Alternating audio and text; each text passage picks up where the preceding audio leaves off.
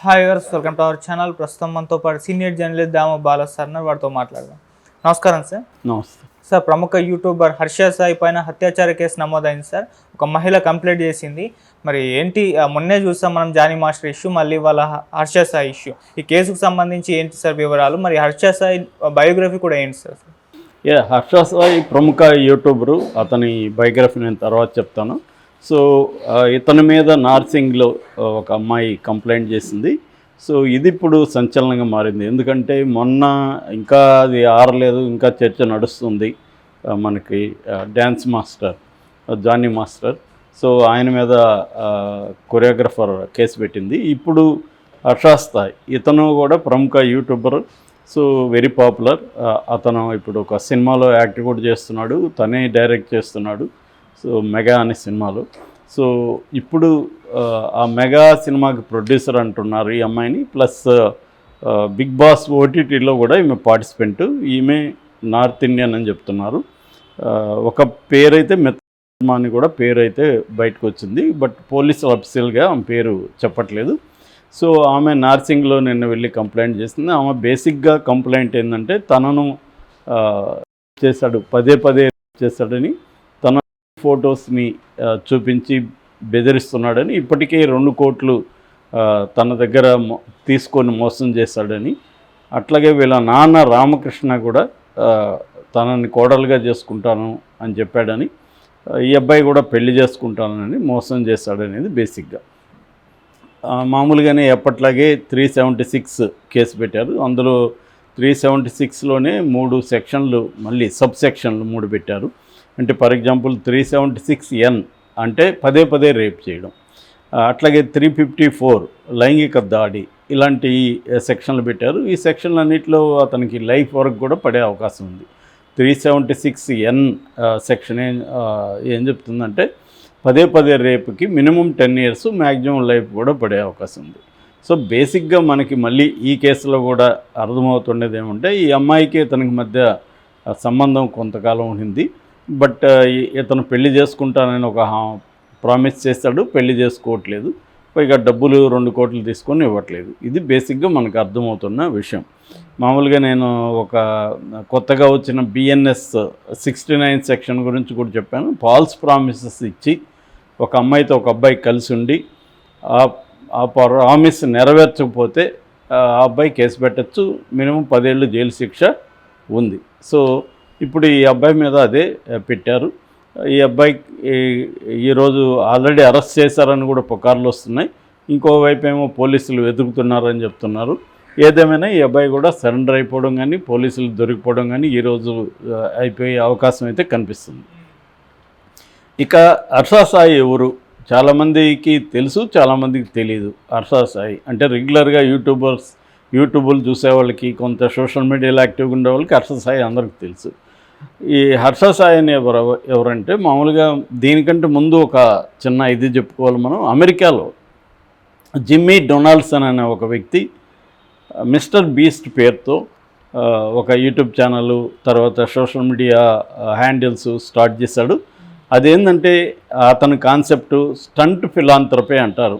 Stunt philanthropy అంటే మనం charity చేస్తాం, ఎవరికైనా దానం ఇస్తాం. మామూలుగా దానాలు అనేవి కూడా గుప్త దానాలుగా ఉంటాయి. అంటే పెద్దగా బయటికి తెలియదు, ఆ చుట్టుపక్కల వాళ్ళకి తప్ప ప్రపంచానికి అంతా దానం చేస్తున్నాడు చెప్పుకోరు. కానీ ఈ స్టంట్ ఫిలాంథ్రపీ అంటే అనేది ఏంటంటే, దానం చేయడాన్ని కూడా ఒక పెద్ద ఈవెంట్ లాగా మార్చేయడం, దాన్ని కూడా ప్రాఫిటబుల్గా మార్చడం. నువ్వు దానం చేస్తున్నావు అంటే నీకు కూడా ప్రాఫిట్ అది. అలా దాన్నే చారిటబుల్ ప్రాఫిటబుల్ అని కూడా పిలుస్తున్నారు. అట్లాగే కైండ్నెస్ ఫర్ క్లిక్స్ అని కూడా అంటారు. అంటే కెమెరా లేకుండా అతను ఎవరికి దానం చేయడు. అది మామూలుగా కూడా ఫేస్బుక్లో కూడా మనం అనేక మంది ఫేస్బుక్లో కావచ్చు, ఎక్స్లో కావచ్చు, పోస్టులు పెడుతుంటారు. ఎవరికో అరటిపండు ఇస్తుంటారు భిక్షగాడికి, ఇటు తిరిగి చూస్తుంటారు కెమెరా అంటే ఫోటో తీస్తుంటారు. సో ఇలాగ అంటే నేను దానం చేస్తున్నాను అని ప్రకటించుకోవడం అనేది ఇవాళ కామన్ అయిపోయింది. సో మిస్టర్ బీస్ట్ వరల్డ్లోని బెస్ట్ యూట్యూబర్గా నిలిచాడు. అతను అంత పాపులర్ అయిపోయాడు అనమాట. సో దాని ఇన్స్పిరేషన్తో ప్రపంచవ్యాప్తంగా అనేక మంది యూట్యూబర్లు బయలుదేరారు. అలాగా హర్ష సాయి కూడా అలాంటి ఒక చారిటీని ప్రాఫిటబుల్గా మార్చిన వ్యక్తి. ఇతను దానాలు చేస్తాడు, దానివల్ల ఇతనికి డబ్బులు వస్తుంది, మళ్ళీ దానాలు చేస్తాడు, మళ్ళీ డబ్బులు వస్తుంది. ఇది ఇతని రెవెన్యూ మోడల్. అయితే ఇది చాలామందికి తెలియని వాళ్ళకి వింతగా అనిపించవచ్చు. మనం ఎవరికైనా దానం చేస్తే మనకి ఎలా డబ్బులు వస్తుందని. సో అది చెప్తాను నేను. సో ఇతను బ్యాక్గ్రౌండ్ ఏంటంటే, ఇతను పర్సనల్ డీటెయిల్స్ ఎక్కువ తెలుసు. వీళ్ళ నాన్న రామకృష్ణ అని మాత్రమే తెలుసు. వీళ్ళది వైజాగ్. ఇతను 13th November 1995లో పుట్టాడు. అంటే 29 ఏళ్ళు ఇప్పుడు, 28 కంప్లీట్ అయినాయి. సో ఇతను విజ్ఞాన భారతిలో చదువుకున్నాడు. దాని తర్వాత గీతం యూనివర్సిటీలో బీటెక్ చేశాడు. బీటెక్ చేస్తున్నప్పుడే ఇతను ఇన్స్టా ఓపెన్ చేసాడు. ఇన్స్టాలో తన 6 ప్యాక్ బాడీని ప్రదర్శించడం మొదలుపెట్టాడు. అక్కడి నుంచి స్టార్ట్ అయింది, తన బాడీతో స్టార్ట్ అయింది. 6 ప్యాక్లు ఎప్పుడైతే పెట్టారో అందరూ కూడా మీరు ఎలాంటి డైట్ తీసుకుంటున్నారు, ఎలాంటి వర్కౌట్లు చేస్తున్నారు, ఇవన్నీ అడగడం మొదలుపెట్టారు. దాంతో ఇతను వాటిని చెప్పడం మొదలుపెట్టారు. అలాగలాగా ఇన్స్టాగ్రామ్లోనే తనకి ఫాలోయర్స్ అప్పుడే బాగా పెరిగారు. దాని తర్వాత ఇతను ఏం చేశాడంటే యూట్యూబ్ ఛానల్ ఓపెన్ చేశాడు. చేసి ఇతను తన ఫాలోయర్స్కి ఒక టాస్క్ ఇవ్వడం మొదలుపెట్టాడు. అదేంటంటే స్క్రీన్ షాట్లు కానీ వీళ్ళు షేర్ చేస్తే వాట్సాప్ల ద్వారా వాళ్ళకి డబ్బులు ఇస్తాడు అనమాట. అంటే 2000 వరకు ఇస్తాడు. ఎన్ని స్క్రీన్ షాట్లు చేశారు, ఏ గ్రూపులో చేశారు కానీ ఇతనికి ప్రూఫ్లు చూపిస్తే వాళ్ళకి డబ్బులు ఇస్తాడు. ఇలాగ ఇంటరాక్టింగ్ అనమాట. అంటే ఫాలోవర్స్తో సబ్స్క్రైబర్లతో ఇంటరాక్టింగ్ మెథడ్ని మొదలుపెట్టాడు. దాంతో ఇతను కాలేజీ ఫినిష్ అయ్యే నాటికే దాదాపు 9 లక్షల సబ్స్క్రైబర్లు వచ్చేసారు. సో అంత పాపులర్ అయిపోయాడు. అంటే 6 ప్యాక్తో పాపులర్ అయ్యాడు. దాని తర్వాత ఇలాంటి టాక్టిక్స్తో పాపులర్ అయ్యాడు. దాని తర్వాత ఎప్పుడైతే తనకు ఫస్ట్ ఇన్స్టా, టిక్టాక్, యూట్యూబ్ ఇలాగా అతని జర్నీ స్టార్ట్ అయింది. దాని తర్వాత ఈ మిస్టర్ బీస్ట్ ఇన్స్పిరేషన్తో ఇతను కూడా చారిటీ చేయడం మొదలుపెట్టారు. బిగినింగ్లో కొంచెం చేయడం. దాని తర్వాత మెల్లగా ఒక టీమును పెట్టుకున్నాడు. ఆ టీంకి అంతా మాస్కులు ఉంటాయి, ఇతనికి ఒక్కడికే మాస్క్ ఉంటుంది.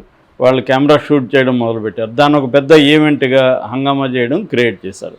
ఇది వైరల్ అయిపోయింది బాగా. వైరల్ అయిపోయి పెద్ద స్థాయిలో ఇతను పాపులర్ కావడం మొదలుపెట్టాడు. వ్యూవర్షిప్ పెరిగింది, ఇతని టీం పెరిగింది. ఎడిటింగ్ కానీ అవన్నీ కూడా బాగా చేయడం, క్వాలిటీతో చేయడం ఇవన్నీ మొదలుపెట్టాడు. అంటే ఒక సినిమాటిక్ ఈవెంట్లు చేసినట్టుగా ఇతను ఈవెంట్లు చేయడం. ఫర్ ఎగ్జాంపుల్ ఒక బార్బర్ దగ్గరికి పోయి ఇతను కటింగ్ చేసుకొని అతనికి 50,000 ఇచ్చాడు. అది విపరీతంగా పాపులర్ అయింది. అలాగే ఇక్కడ కొత్తపేట అనే దగ్గర తెలంగాణలో ఒకరోజు సడన్గా కొన్ని ట్రక్కులు తీసుకుని వెళ్ళి అందులో 22 ముర్రే బర్రెలు, తర్వాత ఒక 12 దూడలు తీసుకొని వెళ్ళి ఒక పేద దళితుల ఇంట్లోకి వీటిని వాళ్ళకి ఇచ్చేశాడు. సో దాంతోపాటు వాళ్ళకి ఒక 2 లక్షల చదరపు అడుగుల షెడ్ కూడా ఇచ్చాడు వీటికి. సో వాళ్ళు ఒక్కసారిగా మిలీనియర్స్ అయిపోయారు. ఎందుకంటే నెలకి వాళ్ళకి దాదాపు 60,000 నుంచి 2 లక్షల వరకు ఇన్కమ్ వచ్చే పరిస్థితి ఉంది. సో అది షాక్ అయిపోయారు వాళ్ళు. దాన్ని పెద్ద ఈవెంట్గా మార్చేశాడు. దానికి ఇతనికి ఖర్చు అయింది 48 లక్షలు ఖర్చు పెట్టాడు ఈ బర్రెలకి. ఇది అట్లాగే ఒకరోజు పెట్రోల్ బంక్ని అద్దెకు తీసుకొని ఒకరోజు ఫ్రీగా పెట్రోల్ పోయడం పేదలకంతా. అట్లాగే 5 స్టార్ హోటల్తో వాళ్ళతో మాట్లాడుకొని పేదలంతా తీసుకెళ్ళి 5 స్టార్ హోటల్ భోజనం చేయించడం. అంటే ఏది చేసినా సెన్సేషనల్ చారిటీ. మామూలుగా ఎక్కడ పోయి సైలెంట్గా ఇవ్వడం కాకుండా సెన్సేషనల్గా చారిటీని చేయడం. దీన్నే స్టంట్ ఫిలాంథ్రపీ, అంటే స్టంటింగ్ అనమాట. స్టంట్లు చేస్తున్నారంటారు, అలాగే స్టంట్ ఫిలాంథ్రపీ అంటారు.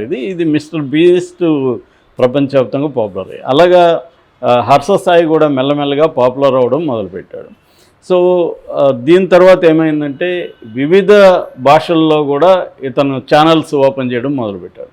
అలాగా ఇప్పుడు అతనికి దాదాపు 2 కోట్ల పైన అన్ని ఛానల్లో కలిపి 2 కోట్ల పైన సబ్స్క్రైబర్లు వచ్చారు. దాదాపు 10 ఛానల్స్ ఉన్నాయి వివిధ లాంగ్వేజ్లో. తమిళ్ ఛానల్ పెద్ద హిట్ అయింది, హిందీది బాగా హిట్ అయింది, కన్నడ, మలయాళం ఇలాగా అన్ని లాంగ్వేజ్ల్లో కలిపి 10 ఛానళ్ళు ఇతనికి యూట్యూబ్ ఛానల్ ఉన్నాయి. సో ఇతని ఇప్పుడు అందరికి కూడా ఆశ్చర్యం ఏమంటే ఇతనికి ఇన్కమ్ ఎలా జనరేట్ అవుతుంది. ఒకటి యూట్యూబ్, గూగుల్ యాడ్స్ అంటారు. గూగుల్ యాడ్స్ ద్వారా యూట్యూబ్లో వస్తుంది. కానీ మిస్టర్ బీస్ట్తో కంపేర్ చేస్తే ఇక్కడ మనకి గూగుల్ యాడ్స్ తక్కువ వస్తాయి. అంటే అమెరికాలో ఒక యాడ్కి వచ్చే దాంట్లో ఇండియాలో వచ్చే యాడ్కి 1/10 కూడా ఉండదు. అంటే 10వ భాగం కూడా ఇక్కడ మనకి డబ్బులు రాదు. మనకి ఇప్పుడు ఫర్ ఎగ్జాంపుల్ రెడ్ ఛానల్ ఉంది. రెడ్ ఛానల్ అమెరికాలో ఎక్కువ మంది చూసారనుకో మనకి రెవెన్యూ ఎక్కువ వస్తుంది సేమ్ యాడ్కి. ఎందుకంటే ఈ యాడ్ రెవెన్యూ కాస్ట్ అక్కడ ఎక్కువ, ఇక్కడ తక్కువ, ఇండియాలో బాగా తక్కువ. అందుకని దాంట్లో ఇతనికి పెద్ద రాదు. బట్ ఇతను ఏంటంటే పెయిడ్ యాడ్స్ వస్తాయి, ప్లస్ ప్రమోషనల్ యాడ్స్ వస్తాయి. ఇతను బెట్టింగ్ యాప్స్ని కూడా ప్రమోట్ చేస్తున్నాడని ఇతని మీద విమర్శలు ఉన్నాయి. సో ఇలాగా ఇతనికి డబ్బులు వస్తాయి. అట్లాగే ఇతను ఇన్ఫ్లుయెన్సర్గా ఇన్స్టాలో వాటిలో ప్రోడక్ట్స్ని ప్రమోట్ చేస్తాడు కాబట్టి దానికి బాగా డబ్బులు తీసుకుంటాడు. ఇలాగా నెలకి ఇతను దాదాపు 30 లక్షల పైన సంపాదిస్తున్నాడు. ఇతని నెట్వర్త్ దాదాపు 25 కోట్లని చెప్తున్నారు. సో ఇలాగా ఇతను ఇదయ్యాడు. ఆ మధ్య ఇతని మీద నెగిటివ్గా కూడా వచ్చాయి. అంటే ఇతను ఎవరైతే ఇస్తున్నాడో వాళ్ళంతా ఫేక్ అని, తీసుకున్నట్టే వాళ్ళకి డబ్బులు ఇచ్చి తీసుకున్నట్టుగా వాళ్ళని పెట్టుకొని మళ్ళీ తనే తీసుకుని వస్తున్నాడని, ఇదంతా స్టంట్ అని వచ్చింది. దాంట్లో ఇట్లు జాఫర్ ఛానల్ నుంచి జాఫర్ వెళ్ళి ఇతన్ని ఎవరెవరైతే ఇచ్చాడో వాళ్ళందరినీ కలిసి వాళ్ళు బైట్స్ తీసుకున్నాడు. దాని తర్వాత ఇతన్ని ఇంటర్వ్యూ చేశాడు. అప్పుడు కూడా ఆయన ఫస్ట్ ప్రశ్నే మీకు డబ్బులు ఎక్కడవని అడిగాడు. డబ్బులు ఎక్కడవంటే సంపాదిస్తానని చెప్పాడు. ఎలాగంటే ఇవన్నీ కూడా తను ఎక్స్ప్లెయిన్ చేశాడు. అట్లాగే నేను జాబ్ చేస్తున్నాను, దాంట్లో వస్తుంది నాకు ఈ మెథడ్స్ అంతా వస్తుంది. ఇప్పుడు నేను చెప్పిన పద్ధతులంతా అంటే యాడ్ రెవెన్యూ వస్తుంది, బ్రాండ్స్ వస్తుంది, అట్లాగే స్టాక్స్ కూడా ఉంది. నాకు స్టాక్లు కూడా కొన్ని అమ్మేస్తుంటాను నేను, అట్లా నాకు డబ్బులు వస్తాయనేది చెప్పాడు. అయితే మీరు గుప్తదానాలు చేయకుండా ఎందుకు పబ్లిసిటీ ఇస్తున్నారంటే, ఎవరు గుప్తదానాలు చేశారు మీకు తెలుసు అంటే కర్ణుడు చేశాడు, ఇంకెవరు. మరి కర్ణుడు గుప్తదానం చేస్తుంటే మనకు ఎలా తెలిసింది ఇప్పుడు? అంటే ఆయన చేసినట్టు అప్పటికి జనాలకు తెలిసి దాన్ని ఎవరో రాస్తే కదా తెలిసింది. సో నేను ప్రధానంగా ఎందుకు పబ్లిసిటీ ఇస్తున్నా అంటే ఇన్స్పైర్ చేద్దామని. ఎందుకంటే నాది దాదాపు 9 కోట్ల 10 కోట్ల మంది చూస్తున్నారు. అందులో ఒక 10 మంది ఇన్స్పైర్ అయ్యి వాళ్ళు దానాలు చేస్తే చాలనుకున్నాను. కానీ లక్షల్లో ఇన్స్పైర్ అయ్యి లక్షల మంది చేస్తున్నారు అనేది అతని సమర్థన అన్నమాట. ఏదేమైనా అతను దాని తర్వాత సినిమా రంగంలోకి వచ్చాడు. మెగా అని ఒక cinema 1 year back teaser release అయింది. అందులో ఇతను హీరోగా నిర్మాతగా చేస్తున్నాడని చెప్పారు. అది 30 కోట్ల పాన్ ఇండియా సినిమా అని కూడా అన్నారు. సో ఇప్పుడేమో ఆ సినిమాకి నిర్మాతగా ఉన్న మిత్రాశ్రీ అనే అమ్మాయి తనని రేప్ చేశాడని కేసు పెట్టింది. ఈ అమ్మాయికి శ్రీ పిక్చర్స్ బ్యానర్ అనే ఒక సంస్థ ఉంది. Already boys